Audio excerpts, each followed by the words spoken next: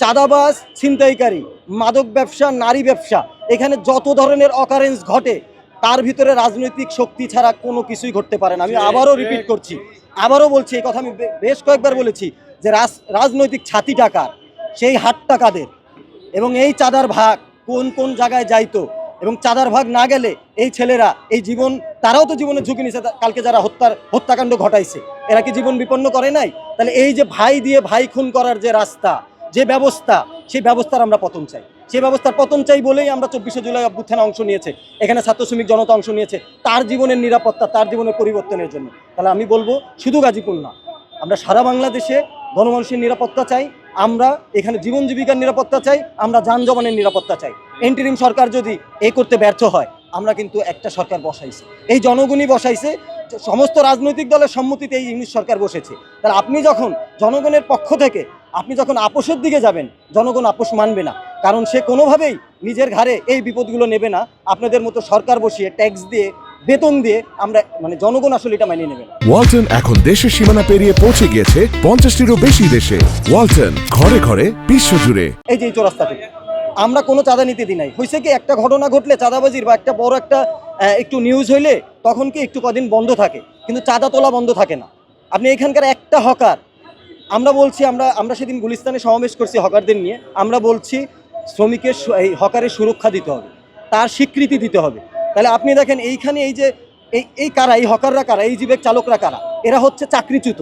এই যে গত 1 বছরে গাজীপুরে 72টা গার্মেন্টস ফ্যাক্টরি বন্ধ হয়েছে, সেই শ্রমিকগুলো আসলে দিন শেষে কী করে জীবিকা নির্বাহ করবে?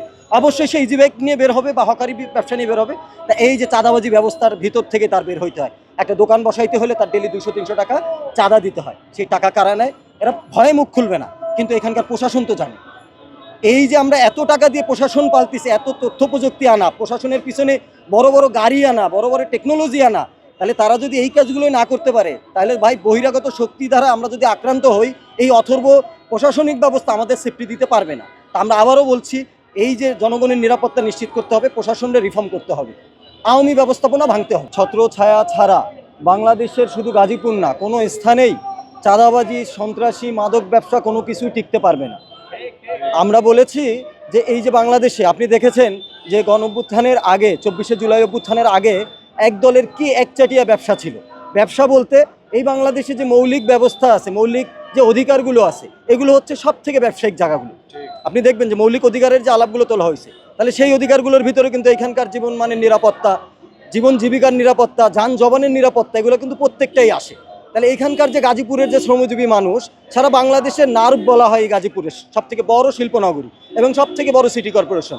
তাহলে তার আইন শৃঙ্খলা বাহিনীর এই যে অবনতি, তাহলে এই যে তাদের যে দুর্বলতা, এই দুর্বলতার কারণেই কিন্তু প্রতিনিয়ত মানুষ ভোগান্তির শিকার হচ্ছে এবং খুনের মতো ঘটনার শিকার হচ্ছে।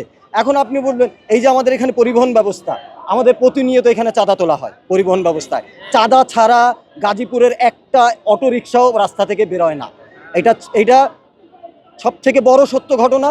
এবং এইখানকার যে ফুটপাত, গার্মেন্টসের চাঁদাবাজি, এইখানকার যে জমি দখল, মামলা বাণিজ্য, প্রত্যেকটার সাথেই কোনো না কোনো রাজনৈতিক শক্তির অংশগ্রহণ আছে, সম্মতি আছে। তা না হলে এইখানকার এই ত্রাস তারা আসলে কায়েম করতে পারে না। আপনি দেখবেন এই যে সন্ত্রাসী তারা কারা, তারা মূলত খেটে খাওয়া মানুষ, বঞ্চিত মানুষ, তাদের আসলে 500 টাকা দিয়ে তারা এই যে সন্ত্রাসী কার্যক্রমগুলো চালায়। তারা মাদক দিয়ে একটা ইয়াবা ধরাই দিয়ে এই শ্রমিক যে আসলে অধিকারটা চাইছিল, তারে আসলে সন্ত্রাসীতে বানানো হয়। তাহলে আমার এই রাষ্ট্র ব্যবস্থা, এই যে 15 বছর কেন, আমাদের তো 50 বছর ধরে এখানে রাষ্ট্র ব্যবস্থা ঘুরে ধরে গেছে। তাহলে এই যে রাষ্ট্র ব্যবস্থার যে সংস্কারের আলাপ, এই যে নতুন বন্দোবস্তর আলাপ, এখানে আসলে শ্রমিকের হক কই, নাগরিকের হক কই, জনগণের নিরাপত্তা কই, এবং এই যে শিল্পনগরীর আইন শৃঙ্খলার আইন শৃঙ্খলা বাহিনীর তার সচ্ছলতা কই। আমরা বলবো প্রশাসনের যে এই যে নির্লিপ্ততা, তাদের যে এই যে অথর্বতা, এইটা আমাদের নাগরিকের জীবন বিপন্ন করছে।